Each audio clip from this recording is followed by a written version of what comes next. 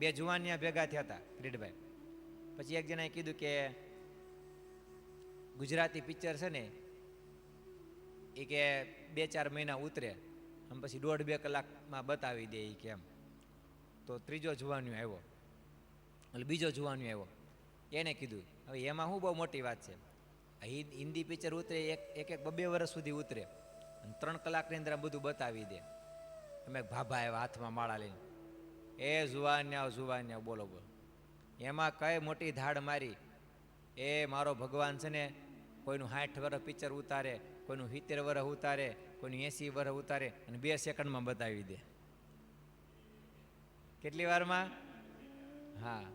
અને એટલે દશરથ મહારાજ કહેતા હતા ને કે હું દિવાલ ઉપર જ્યારે જોઉં ને ત્યારે મને શ્રવણના મા બાપ, એ અંધમાં એના મા બાપ હતા શ્રવણના, એ મને દેખાય છે. એ કે લ્યો, નકર ભગવાનના માતા પિતા હતા ને એમ આખી જિંદગીનું પિક્ચર છે ને આમ સેકન્ડમાં ફટાફટ બતાવે. તમારા હાથમાં રિમોટ હોય ને તમને જે શો ન ગમતો હોય તમને જ તમે દોડાવતા.